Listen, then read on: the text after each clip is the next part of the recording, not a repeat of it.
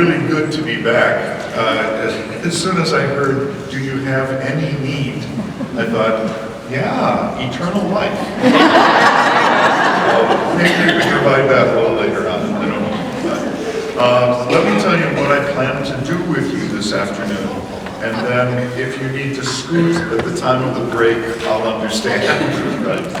I basically want to do 3 things with you, as you'd expect me to. I'm going to look at scriptures that the lectionary gives us for each Sunday in Lent. So 1st through 5th Sunday, and then as you remember, the 6th Sunday of Lent is Palm Passion Sunday. So I'm not going to look at the Palm Sunday reading. It tells us about Jesus' entry into Jerusalem. Instead, we look at the Passion narrative, but very likely. So I'm dealing with the scriptures first. Second, I'm dealing with both the psalm of the day, and we'll sing these things together. So the psalm of that particular Sunday and what it connects to. And then last but not least, I'm hoping that I can get you to reflect on some practical consequences of engaging these scriptures and songs. But that's putting you on the spot, so if that doesn't work, don't worry about it. Okay, so you ready? I think the first thing we need to do to understand why the church has given us these sets of readings is to understand who the participants are in Lent in the ancient church. Because what used to happen when Lent was called the great 40 days of preparation for the Paschal Triduum, there were really 3 groups kind of separate within the Christian body.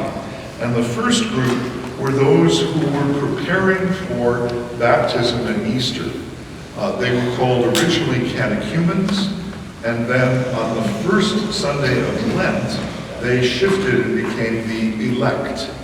And basically Lent was then a retreat of 40 days for these people preparing for baptism.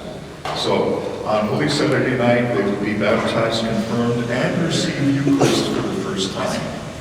So you're going to hear in the scriptures of Lent these very strong statements about what it means to be a follower of Jesus. I'll talk about that a little bit more when we look at each of the particular passages that we'll have. Now, during Lent, there were 3 things that they did. I already mentioned the rite of election. They handed in their names to the local bishop who recorded them all and presumed then that they would be becoming full-fledged Christians at the end of their Lenten retreat. During the Lenten retreat, there were things called scrutinies. I love the word, right? I'm going to scrutinize you. The idea here was very intense prayer for the elect on the 3rd, 4th, and 5th Sunday of Lent. And what this was a final push to try to have the people preparing to be Christian to confront all the sinfulness in their lives, to name it, and then to bring it before the healing power of God. We'll talk about that when we look at the original scriptures a little bit later too.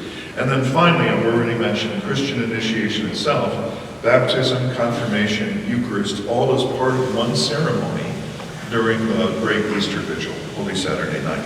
So that's the first group. And, well, as I mentioned, a lot of the scriptures are really set up for that group. The second group were the penitents. And I love talking about this because we don't even have, in many ways, even the remnants of what the ancient penitents did. We do have the remnants of catechumens, right? The RCIA in most parishes. Ancient penitents were denied Holy Communion. They were fully fledged Christians. They'd been baptized, confirmed, Eucharistized. But they had violated very seriously the code of conduct that Christians were expected to live. And they had 3 of these, what we would call mortal sins. If they committed adultery, if they committed apostasy, That is, if they denied the faith, or third, if they murdered someone. Those were seen as the three great capital sins. And if you had done any one of them, then you would go to the bishop before Ash Wednesday, and the bishop would take down your name, right? So you'd have this second group. Here are the catechumens and the elect, they're preparing, and here now are the penitents. And what they're preparing for is to come back into the group of the faithful, to be readmitted. Now, you probably figured out, what's our great sign on Ash Wednesday?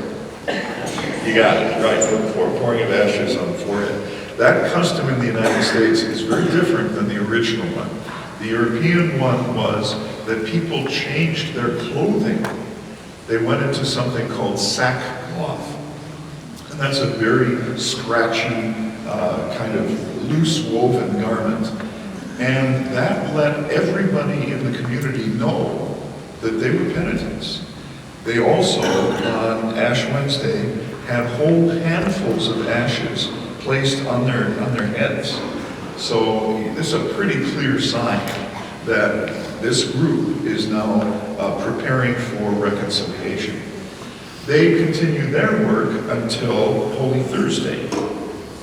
And on Holy Thursday, before the first Mass of Triduum, before that evening Mass of the Lord's Supper, they would all be welcomed back into full communion in the Catholic Church so that they could celebrate the Easter Triduum with the faithful and welcome now all of the catechumens, the elect, that were being initiated. I love, by the way, the Holy Thursday ceremony. What you did was go to the cathedral church, and you've now finished your penance, and there is a deacon in charge of you. And the deacon puts all of the penitents in order, in a row, and then makes this allocution to the bishop. The bishop's sitting down on his throne, way on the edge of the cathedral. He's way out there. And the penitents are literally outside the front door of the church. So the deacon makes this wonderful, lengthy oration in which he pleads with the bishop, please welcome these brothers and sisters back into full communion. There are tears, right? He says the church has two kinds of water. There is the water of baptism, by which first sin, original sin, is wiped away. And then there are the tears of penitence, and the tears wipe away the sins of those. Okay, then, this is great. Then the deacon takes the first hand of the penitent in the row, and then they all hold hands, and he leads them through the middle of the church as they're holding hands, and gets them lined up in front of the bishop. And then the bishop says this formal, beautiful prayer of reconciliation as they're kneeling. So, you see, that's a different cycle. So there's the penitence cycle, and that aims at sin and forgiveness of sin. Finally, there's the group of the faithful. Now, what happened over time was that we lost the sense of adults being initiated, so only after the Second Vatican Council have we developed that RCIA program. We still haven't developed the penitents, and it seems to me that we never will, because I don't think there's anybody in present-day Christianity that wants to put on sackcloth for 40 days, have ashes on their forehead.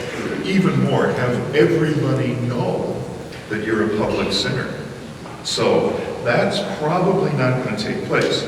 Instead, what's happened is the third group, the faithful, have decided to pick up the rituals that were associated with the penitents. So almost all of us now go to Ash Wednesday to receive the ashes, even though we're not excommunicated, right? We go as a sign of penitence and a sense that we want to be in solidarity with people that are confronting sin. So, enough in a sense of this. That's the overwhelming framework for all of Lent. And as you might guess, then the scriptures deal with all three of these. So, here we go. In each case, I'm going to first give you the scriptures of that day. Then we're going to, right in the middle of that, we're going to hear the psalm of the day. And sometimes it's pre-recorded, and I'll ask you to sing along with it. Sometimes it's our voices. Then once I've finished the gospel of the day, we're going to sing a formal hymn, which is called the hymn of the day, where those particular readings are put into a song form and become the way that the congregation can respond to this set of readings. So here we go. How many readings do we typically have at Mass on Sunday? 3. Right, 4.